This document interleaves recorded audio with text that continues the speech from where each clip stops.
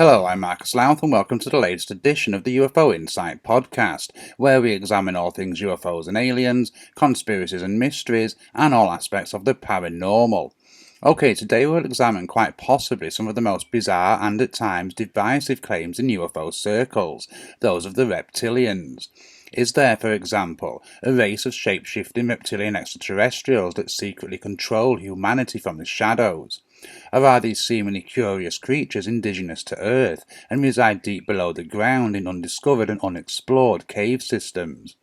Needless to say, many people, even in the UFO community, reject such claims as nonsense. However, such claims are indeed intriguing, and certainly worthy of our time here. Perhaps we should start by going over the basics of just what the Reptilian Conspiracy is. Ultimately, and while there are branch-offs to the basic framework, the general premise of reptilian entities is that they're an ancient race of shape-shifting entities that have, over the centuries, assumed positions of power in most industries and secretly control humanity without their knowledge. Perhaps more than any other researcher, David Icke has been one of the loudest voices regarding such a reptilian conspiracy, certainly in relatively recent times. According to Icke, this bloodline has continued throughout the ages for thousands of years, and furthermore, whether by possession of vessels or by shapeshifting into human form, they have remained in positions of power right into modern times. Icke would find, according to his research, there are ancient legends and accounts of gods from another world who interbred with humanity to create a hybrid network of bloodlines. And what's more, these legends and accounts are all over the planet.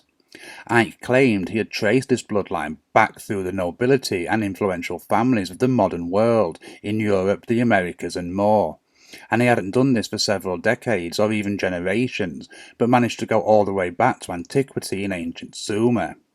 Further, according to Icke's research, these bloodlines eventually spread throughout the Middle East, into Africa and into Europe. When these bloodlines became the royal houses and other leading figures, they would spread their influence further with various colonial missions, including the Pilgrims to the North American continent, as well as the British region as far as Australia. With these colonial missions, the spread of reptilian influence stretched further. The United States is perhaps a particularly interesting location to examine, especially when we consider the Masonic connections to the founding of the United States, a connection that Icke also insists, in turn, has reptilian connections. Of course, we should stress that many people reject Icke's theories as nothing but fantasy.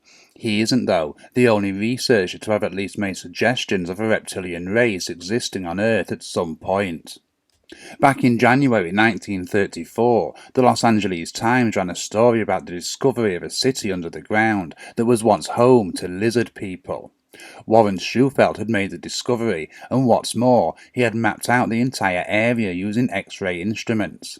Shufelt claimed that once inside the underground city, he would discover ancient golden tablets that contained information about the origins of the human race on Earth.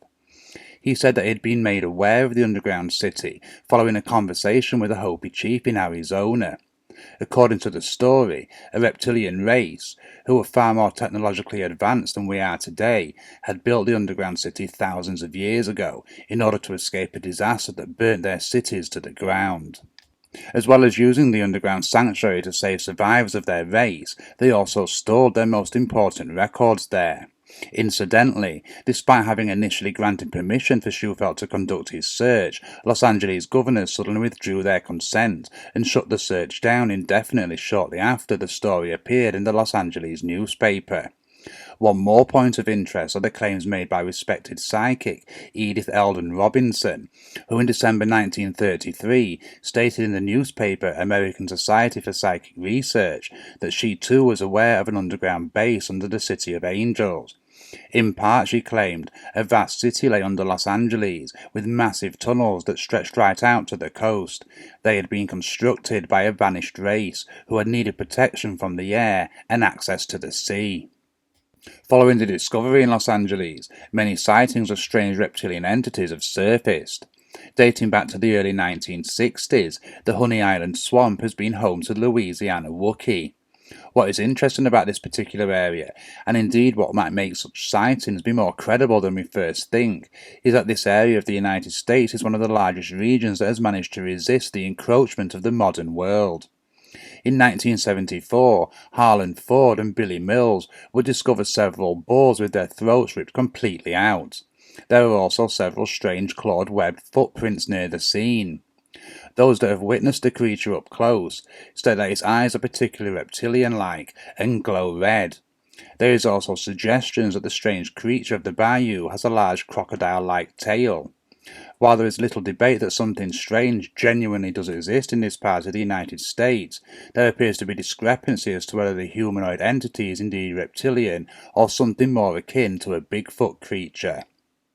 Another potential reptilian-type creature would terrorize two police officers within a fortnight of each other. The officers involved would face months of ridicule for their report. Perhaps that is why the creature commands the rather lackluster name of the Loveland Frogman. The first incident occurred just after midnight on March 3, 1972, in Loveland, Ohio. Officer Ray Shockey was on patrol when he would pull his car over to investigate what he believed to be a dog on the roadside. Even before he could leave his vehicle, however, the creature jumped to his feet and leaped over the side barrier. Investigation would later reveal scrape marks on the embankment where the creature had leaped. 2 weeks later, on March 17th, Officer Mark Matthews would witness the same creature in extremely similar circumstances. There are even sightings that appear to connect to the equally mysterious Men in Black. Perhaps one of the most interesting incidents regarding reptilian entities occurred in 1980 in São Paulo, Brazil. There are no details of any kind of prior UFO sighting.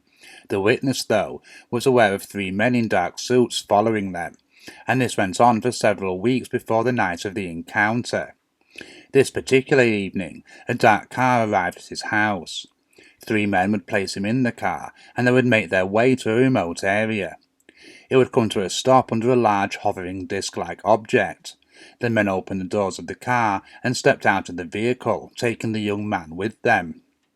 They would walk a little way from the vehicle and then into a strange beam of light, which came from the underside of the hovering craft.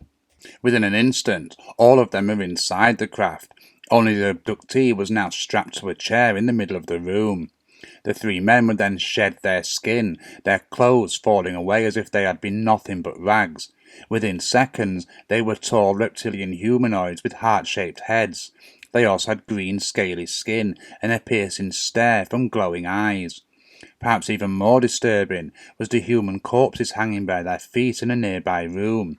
He could only see inside for a brief moment, but it was a sight he would not forget. The next thing he knew, he was standing outside his home as if nothing had even happened. Without a doubt, one of the strangest and perhaps controversial claims of interaction with reptilian aliens is that of Jim Sparks. Before his encounters with the para-reptilian aliens, Sparks claimed to have been abducted several years previously. One evening in 1988, at around 3:30 a.m., he suddenly found himself awake without knowing what had brought him out of sleep. He could hear a low-pitched sound that almost appeared to be coming from inside his head.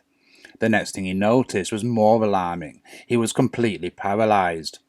No matter which arm or leg he tried to shift, he simply couldn't move.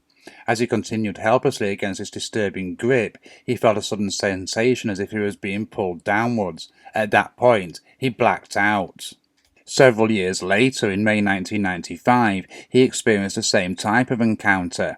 Only this time, after waking from blacking out, he found himself high above an abandoned amusement park. He claimed that he was around 1,000 feet above the ground and was descending calmly. However, when he finally landed on the ground, he noticed that he was surrounded by several reptilian-type humanoid creatures, each around 7 feet tall. Even more alarming, one of the reptilians, the one closest to him, had some kind of hologram human face that had clearly been superimposed. Then, the telepathic communication began. He began to receive telepathic messages from these creatures, all of which came through the one with the hologram-type face. He would receive the revelation that their reptilian civilization had not only been on Earth for a long time, but that government leaders were fully aware of their presence. In fact, they are in constant contact with them. It was because of this contact that agreements had been reached and that the reptilian presence remained a secret. Part of this agreement, however, was that the government leaders would improve the environment with alien technology that had been gifted to them. Ultimately, they have failed to do so.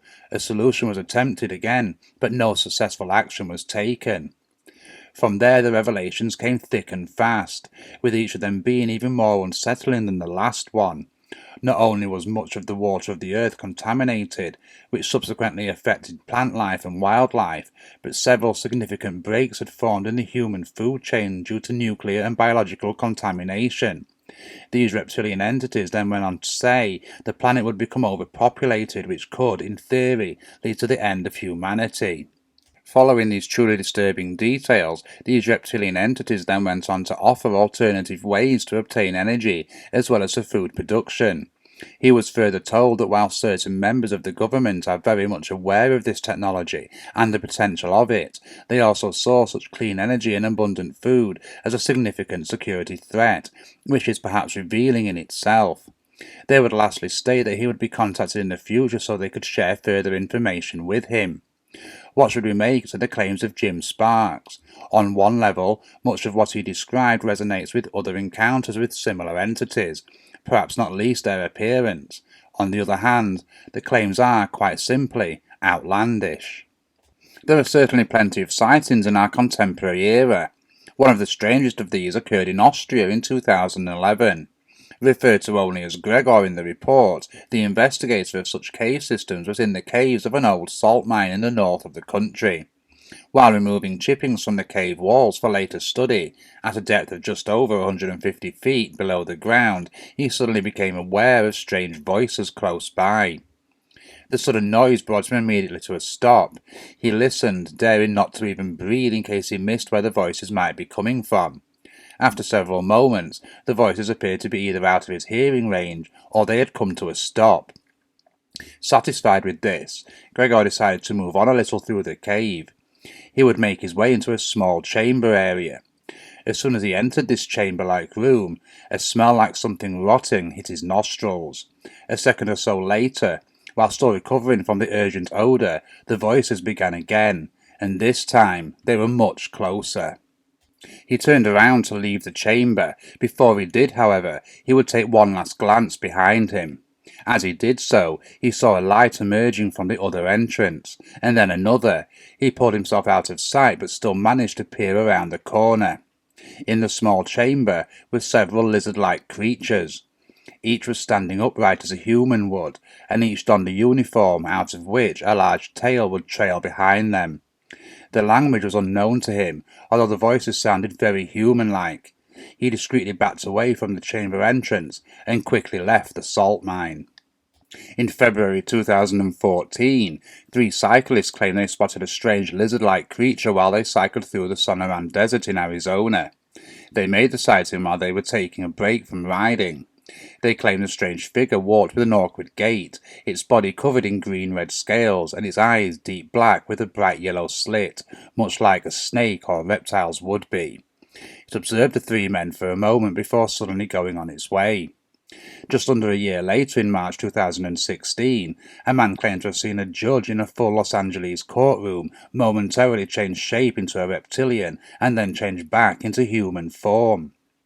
The unnamed Los Angeles resident was in court for various traffic violations. He made his claim to MUFON and further stated that although there was at least 15 other people in the room, no one appeared to notice the change. He also claims that the judge he witnessed change is no longer contactable despite his best efforts to do so. Without a doubt, one of the more disturbing encounters unfolded at the start of the 21st century. Although the dates are not entirely certain, it appears that Angie and the experience that would unfold before her would take place around March 2000. She liked nothing more than walking and exploring the mountains and valleys in and around the Arizona desert. So much so that she would spend almost all of her spare time doing so, as she was this hot afternoon in early 2000. As she roamed around these mountains, she would collect various shiny stones and rocks. This particular day, a shiny object near the edge of a canyon, which proved to be white quartz, had captured her attention. After breaking off her prize, she began her return journey to her car, stopping near a cave entrance to take a small drink of water. As she was rising to her feet, she noticed a bizarre face in front of her. She jumped and gasped, before gathering herself, annoyed that such a silly mask had scared her so much. Then she realized the face was not a mask at all, but that of a lizard on a human body. The next thing she heard was the sound of her own screams before just blackness. She would awaken in her car, and more bizarrely, she was driving the car and had to gather herself once this realization came to her. When she arrived home, she showered for several hours, feeling a need to scrub herself clean, although she couldn't understand why. Over the next several days, she would become increasingly withdrawn. She would not leave her apartment, nor allow company of any kind. Even her meals, the ones she made, often went mostly uneaten. She would find herself staring at the television screen. Instead of watching whatever show was on, her mind completely scrambled and not at all at ease with itself. When she did return to her job at a local pet store after several days locked away, someone brought a lizard into the shop. Upon seeing it, she felt waves of terror run over her, so much so that she left there and then. Her reaction scared her as much as the reptile did. Knowing something had occurred in the Superstition Mountains, she sought help, and through a mutual friend, she would make contact with a professional hypnotist with experience of hypnotic regression. Through several sessions, she did recall the events following her scream. She awoke to find herself in some kind of inner cavern or base. Strange sounds like barking or chirping filled the air around her. Any attempt she would make to sit up and look around would fail. She was held fast in some kind of jelly-like substance. However, when her apparent captors came closer to her, she could again see their lizard-like faces. Their faces were human but reptile, and their eyes appeared to glow a brilliant yellow. They each adorned a jumpsuit that contained a logo or symbol of a curved dragon with 7-pointed star in the middle. Most of the creatures wore a black outfit, 2 others wore a white one, and one, who also had a paler complexion than the others, wore an orange one. Angie believed that the colours were an indication of their rank or position. The paler reptile creature also displayed numerous insignia and symbols on his sleeves. These included inverted triangles and a disc with 3 straight lines running through it. This creature appeared very much in charge, also standing much taller than the others at around 7 feet. At this point, something cold touched Angie's head, and she would go unconscious. She would awake next to find herself in a strange oval room. When Angie turned her attention to what she could see of her surroundings, she faced a sight her mind had no preparation for. From the ceiling, she could see pipes with strange sacs like misshapen balloons hanging from them. When she noticed something moving inside one of these sacs, another surge of terror and disbelief would take hold of her. Whatever was inside was undoubtedly alive. Before she could contemplate this further, she noticed her own nakedness. She was not alone, as the presence of the lizard beings came to her. One of the reptile creatures, itself now without its jumpsuit, made its way towards her. She finally began an attempt to fight off the powerful creature, but within seconds one of the other beings fired a blue light at her, forcing her unconscious once more. Her next memory after that, even under hypnosis, is of waking behind the wheel of a moving car. As for the reasons for this apparent attack, and many others like it, there are many theories and no answers. Although it was published in 1982, a thought experiment by paleontologist Dale Russell from the National Museum of Canada in Ottawa, Ontario, is just as valid today, if not more so, considering the many sightings of such strange creatures right into the modern era of the 21st century. And it is perhaps a great place to finish our examination of the apparent reptilian conspiracy. He would speculate what might have happened if one or more of the dinosaurs had survived their apparent extinction and developed like mammals had right up until humanoid beings. Looking at such dinosaurs that would have had a chance to possibly evolve in such a way, Russell and his team would then theorize how their imaginary dinosaur, a Troodon, would develop. Semi-manipulative fingers would eventually evolve into similar hands to those of humans, with fully working thumbs and an ability to grasp and manipulate. It would very likely be highly intelligent, with a large head to contain its increased brain size. It would not, however, possess mammary glands, and would very likely have nourished its young through regurgitation, similar to birds. Their speech would very likely also have a bird-like quality to it, even similar to a bird's song. What many people would find interesting in Russell's work was how familiar its appearance was to the creatures in accounts of long ago. It would take on new interest more recently, as more and more reports of sightings and encounters with these strange reptilian humanoids emerged, with a sizable portion of those coming from apparent claims of alien abductees. Once more, most of these sightings would feature descriptions that matched the imagery of reptilian humanoids. It is certainly something to contemplate, especially in light of what we have been discussing here. As we can see then, the notion of reptilian entities is not quite as far-fetched as we might think, and what's more, there are more reports and claims of encounters with these strange creatures than we also might expect. And while, like the notion of reptilians in general, we should treat these accounts with a cautionary pinch of salt, we should perhaps not be so quick to dismiss them unreservedly. However, if there is to be a serious study into the possibility of the existence of reptilian entities, it needs to separate itself from the wild or unfounded claims that would corrupt such studies. Much like the UFO and alien subject, it is perhaps very much the case that the more we find out just what the possibility of reptilian entities, the more questions will arise, and ultimately, the murkier the waters will become. For now, I will simply thank you for joining me, and be sure to leave any thoughts in the comments, and check out the links for further reading on some of the cases and theories we have been discussing here.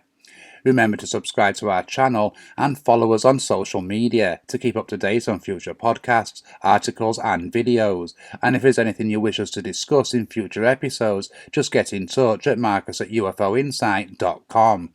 Until next time, goodbye and take care.